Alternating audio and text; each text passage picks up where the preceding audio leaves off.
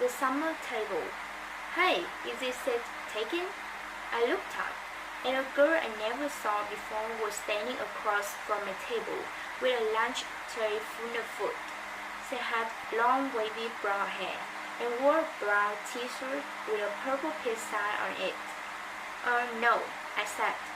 She put her lunch tray on the table, plopped her backpack on the floor, and sat down across from me. She started to eat the mac and cheese on her plate. She said, after swallowing the first bite. I should have brought a sandwich like you did. Yeah, I said, nodding. My name is Summer, by the way. What's yours? August. Cool, she said. Summer. Another girl came over to the table carrying a tray. Why are you sitting here? Come back to the table. It was too crowded. Summer answered her. Come sit here. There's more room. The other girl looked confused for a second. I realized she had been one of the girls I had caught looking at me just a few minutes earlier, hand cupped over her mouth, whispering. I guess Summer had been one of the girls at that table too. Never mind, said the girl, leaving. Summer looked at me, shrugged, smiled, and took another bite of her mac and cheese. Hey, our names kind of match, she said as she chewed. I guess she could tell I didn't know what she meant. Summer, August, she said, smiling, her eyes opened wide, as she waited for me to get it. Oh yeah, I said after a second. Who can make the summer early lunch table? She said. Only kids with summer names can sit here. Let's see. Is there anyone here named June or July? There's a Maya, I said. Technically, May is spring, Summer answered. But if she wanted to sit here, we could make an exception. She said it as if she'd actually thought the whole thing through. That's Julian, just like the name Julia, which comes from July. I didn't say anything. There's a kid named Britt in my English class, I said. Yeah, I know Britt, but how do you read a summer name? She asked. I don't know, I shrugged. I just picture like a red of glass being a summer thing. Yeah, okay, she nodded, pulling out her notebook. And Miss Petosa could sit here too. That kind of sounds like the word petal, which I think of as a summer thing too. I have her for homeroom, I said. I have her for math, she answered, making a face. She started writing the list of names on the second to the last page of her notebook. So who else? She said. By the end of lunch, we had come up with a whole list of names of kids and teachers who could sit at our table if they wanted. Most of the names weren't actually summer names, but they were names that had some kind of connection to summer. I even found a way of making Jack Rose's name work by pointing out that you could turn his name into a sentence about summer, like Jack will go to the beach, which Summer agreed worked fine. But if someone doesn't have a summer name and wants to sit with us, she said very seriously, we'll still let them if they're nice, okay? Okay, I nodded. Even if it's a written name. Cool beans, she answered, giving me a thumbs up. Summer looked like her name. She had a tan, and her eyes were green like a leaf. 1 to 10. Mom always had this habit of asking me how something felt on a scale of 1 to 10. It started after I had my jaw surgery, when I couldn't talk because my mouth was wired shut. They had taken a piece of bone from my hip bone to insert into my chin to make it look more normal, so I was hurting in a lot of different places. My mom would point to one of my bandages, and I would hold up my fingers to show her how much it was hurting. 1 meant a little bit, 10 meant so much. Then she would tell the doctor when he made his rounds what needed adjusting or things like that. Mom got very good at reading my mind sometimes. After that, we got into the habit of doing the 1 to 10 scale for anything that hurt. Like if I just had a plain old sore throat, she'd ask 1 to 10, and I say 3, or whatever it was. When school was over, I went outside to meet Mom, who was waiting for me at the front entrance like all the other parents or babysitters. The first thing she said after hugging me was, "So how was it, 1 to 10? 5, I said, shrugging, which I could tell totally surprised her. "Wow," she said quietly, "that's even better than I hoped for. Are we picking Via up?" "Miranda's mother is picking her up today. Do you want me to carry your backpack, sweetness?" We had started walking through the crowd of kids and parents, most of whom were noticing me, secretly pointing me out to each other. "I'm fine," I said. "It looks too heavy, Augie." She started to take it from me. "Mom," I said, pulling my backpack away from her. I walked in front of her through the crowd. "See you tomorrow, August." It was Summer. She was walking in the opposite direction. "Bye, Summer," I said, waving at her. As soon as we crossed the street and were away from the crowd, Mom said, "Who was that, Augie?" "Summer. Is she in your class?" "I have lots of classes." "Is she in any of your classes?" Mom said. "Nope." Mom waited for me to say something else, but I just didn't feel like talking. "So it went okay," said Mom. I could tell she had a million questions she wanted to ask me. "Everyone was nice? Did you like the teachers?" "Yeah." "How about those kids you met last week? Were they nice?" Fine. Jack hung out with me a lot." "That's so great, sweetie. What about that boy, Julian?" I thought about that Death Sidious comment. By now it felt like that had happened 100 years ago. "He was okay," I said. "And the blonde girl, what was her name?" "Charlotte." "Mom," I said, "everyone was nice already." "Okay," Mom answered. I honestly don't know why I was kind of mad at Mom, but I was. We crossed Amesfort Avenue, and she didn't say anything else until we turned onto our block. "So," Mom said, "how do you meet Summer if she wasn't in any of your classes?" "We sat together at lunch," I said. I had started kicking a rock between my feet like it was a soccer ball, chasing it back and forth across the sidewalk. "She seems very nice." "Yeah, she is." "She's very pretty," Mom said. "Yeah, I know." Trap in Padawan. That night I cut off the little braid on the back of my head. Dad noticed first. "Oh good," he said. "I never liked that thing." We couldn't believe I had cut it off. "That took you years to grow," she said, almost like she was angry. "Why did you cut it off?" "I don't know," I answered. "Did someone make fun of it?" "No." "Did you tell Christopher you were cutting it off?" "We are not even friends anymore." "That is not true," she said. "I can't believe you would just cut it off like that," she said snortily, and then practically slammed my bedroom door shut as she left the room. I was struggling with Daisy on my bed when Dad came to tuck me in later. He scooted Daisy over gently and lay down next to me on the blanket. "So, Aussie Doozy," he said, "it was really an okay day." He got that from an old cartoon about a Dachshund named Aussie Doogie. By the way, he had bought it for me on eBay when I was about 4. And we watched it a lot for a while, especially in the hospital. He would call me Aussie Doogie, and I would call him Dear or Dad, like the puppy called Dachshund Dad on the show. "Yeah, it was totally okay," I said, nodding. "You have been so quiet all night long. I guess I am tired." "It was a long day, huh?" I nodded. "But it really was okay," I nodded again. He didn't say anything, so after a few seconds, I said, "It was better than okay, actually."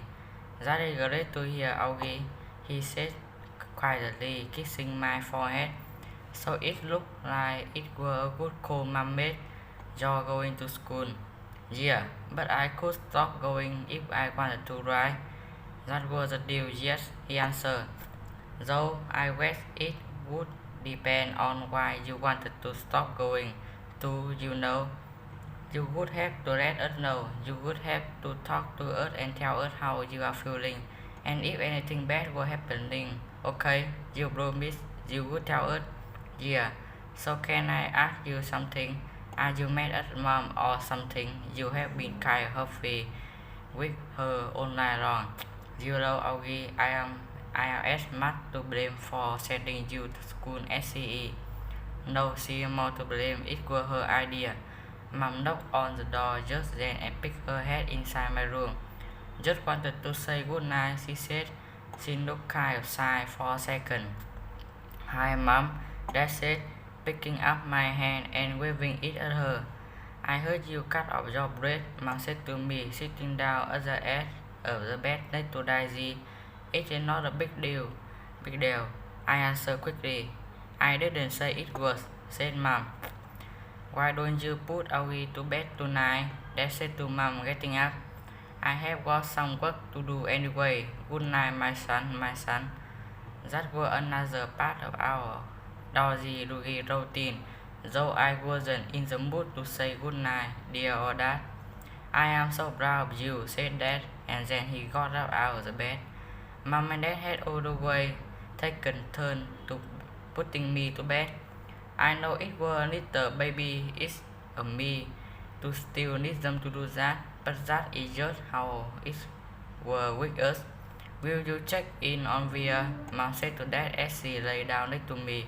He stopped by the door and turned around. What is wrong with Via? Nothing, said Mom, struggling. At least that she would tell me, but first day of high school and all that. Said Dad, and then he pointed his finger at me and winked. It is always something with you kids, isn't it? He said. Never a dull moment, said Mom. Never a dull moment, Dad repeated. Good night, guys. As soon as he closed the door, Mom peeled out the book she had been reading to me for the last couple of weeks. I would read it because I really was afraid she would want to talk, and I just didn't feel like doing that. But Mom didn't seem to want to talk either. She just flipped through the page until she got to where we had left off. We were about halfway through The Hobbit. Stop, shouted Thorin, said Mom, reading aloud. But it was too late. The excited the Ravens had waited there rather, and now the books that Baron had given them were useless. They were a gloomy party that night, and the gloom gathered still deeper on them in the following day. They had crossed an ancient stream, but beyond it in the path seemed to straggle on just as before, and in the forest they could see no change. I am not sure why, but all of a sudden I started to cry. Mom put the book down and wrapped her arm around me. She didn't seem surprised that I was crying. It is okay, she whispered in my ear. It will be okay. I'm sorry, I said between slippers. She said, wiping my tear with the back of her hand. You have nothing to be sorry about. Why do I have to be so ugly, Mommy? I whispered. No, baby, you are not. I know I am. She kissed me on over my face. She kissed my eyes that came down too far. She kissed my cheek that looked punched in. She kissed my third mouth. She said soft words that I know were meant to help me, but words can't change my face. Wake me up when September ends. The rest of September was hard. I wasn't used to getting up so early in the morning. I wasn't used to this whole notion of homework. And I got my first quiz at the end of the month. I never got quizzes when my mom homeschooled me. I also didn't like how I had no free time anymore. Before, I was able to play whenever I wanted to, but now it felt like I always had stuff to do for school. And being at school was awful in the beginning. Every new class I had was like a new chance for kids to not stare at me. They would sneak peeks at me from behind their notebooks or when they thought I wasn't looking. They would have the longest way around me to avoid bumping into me in any way, like I had some germ they could catch, like my face was contagious. In the halfways, which were always crowded, my face would always surprise some unsuspecting kid who maybe hadn't heard about me. The kid would make the sound you make when you hold your breath before going underwater, a little sound.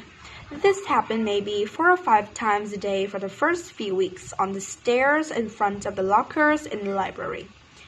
500 kids in the school.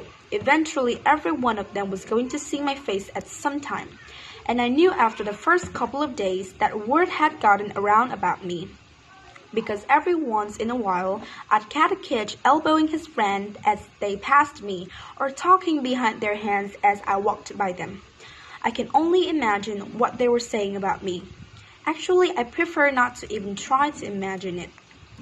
I'm not saying they were doing any of these things in a mean way, by the way. Not once did any kid laugh or make noises or do anything like that.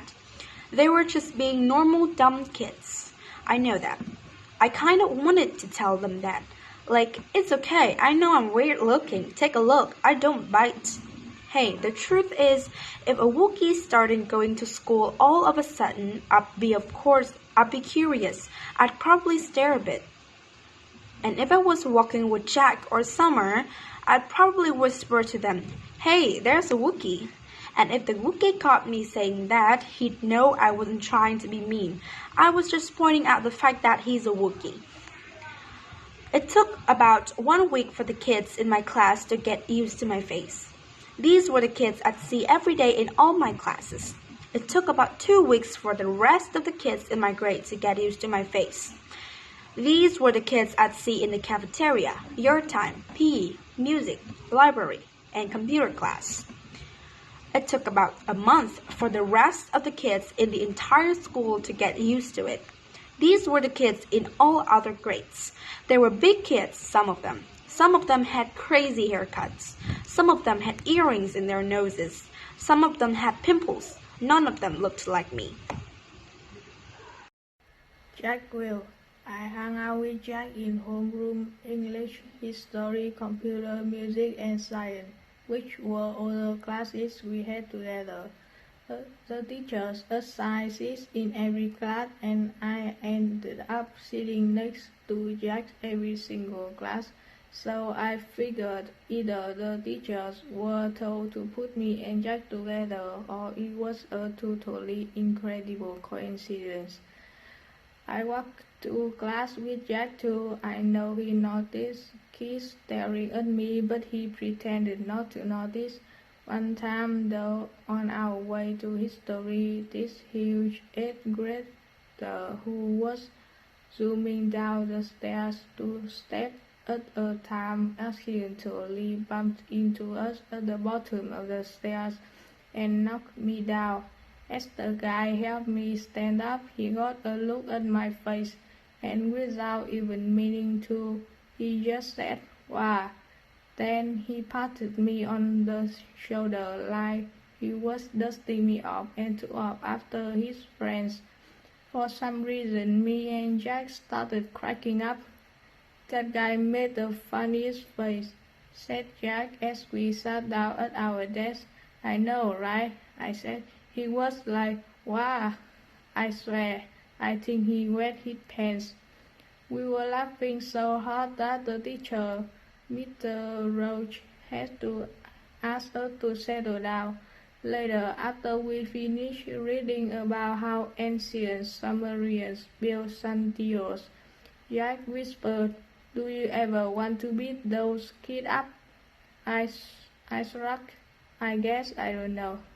I would want to. I think you should get a secret squirt gun or something and attach it to your eyes somehow. And every time someone stares at you, you would squirt them in the face with some green slime or something." I answered. No, with slug juice mixed with dog pee." "Yeah," I said, completely agreeing. "Guys," said Mr. Roach from across the room, People are still reading.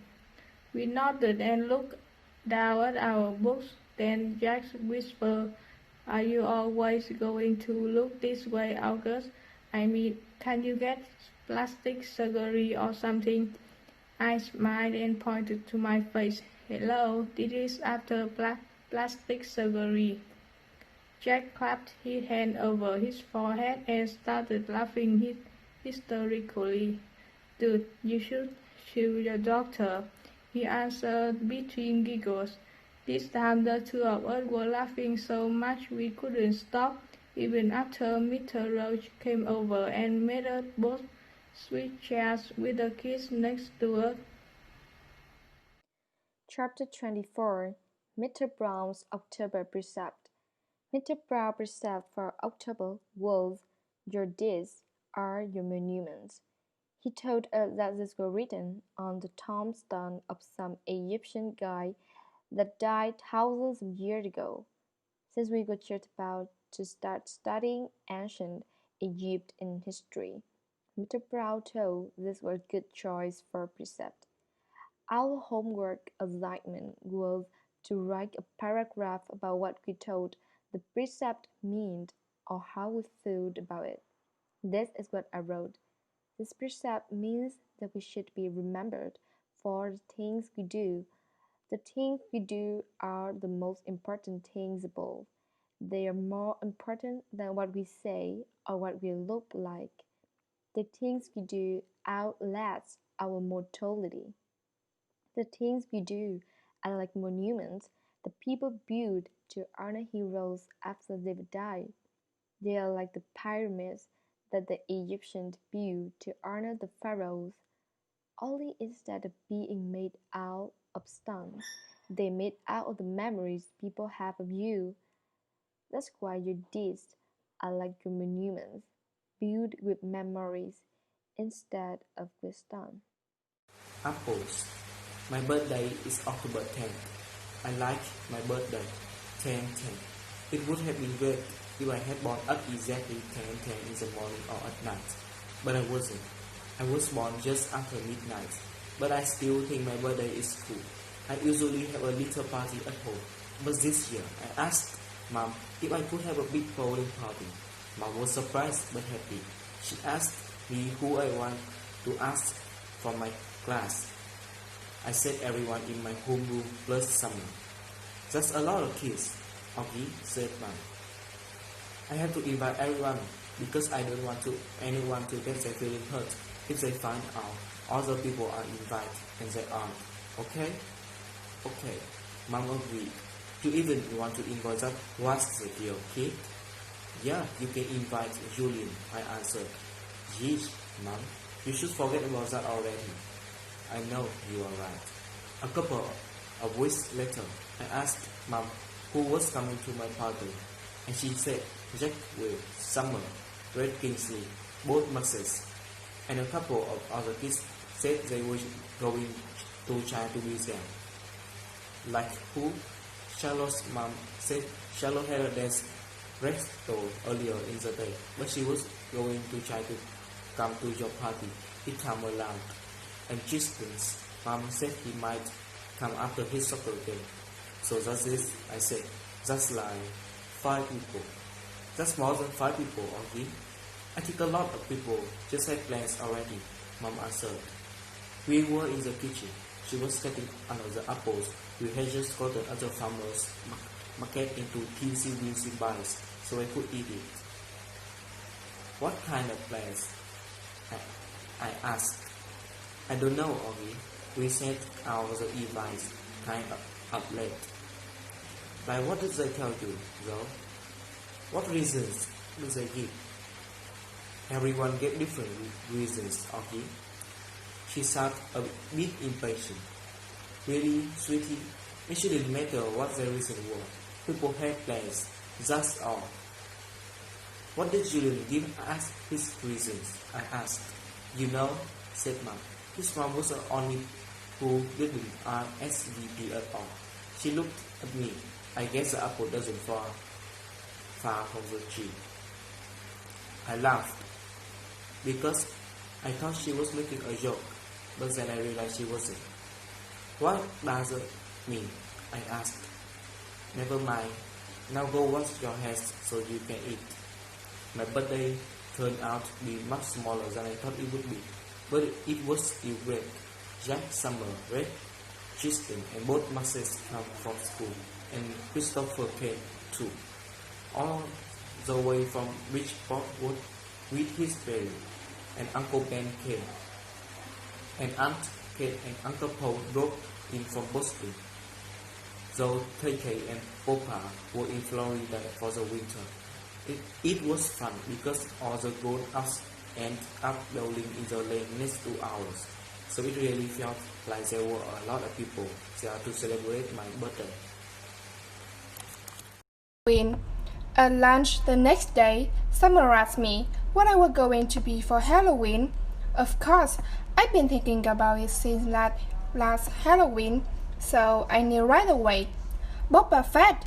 You know you can wear a costume to school on Halloween, right? No way. Really? So long as it's politically correct. What? Like no guns and stuff? Exactly. What about blasters? I think a blaster is a gun, Augie. Oh man, I said, shaking my head. Boba Fett has a blaster. At least we don't have to come like a character in the book anymore. In a Lara school, that's what you had to do. Last year, I was the Witch of the West from the Wizard of Oz. But that's a movie, not a book. Hello, Summer answered. It was a book first, one of my favorite books in the world, actually. My dad used to read it to me every night in the first grade. When Summer talks, especially when she's excited about something, her eyes squint like she's looking right at the sun. I hardly ever see Summer during the day, since the only class we have together is English. But ever since that first lunch at school, we've sat at the summer table together every day, just two of us. So, what are you going to be? I asked her.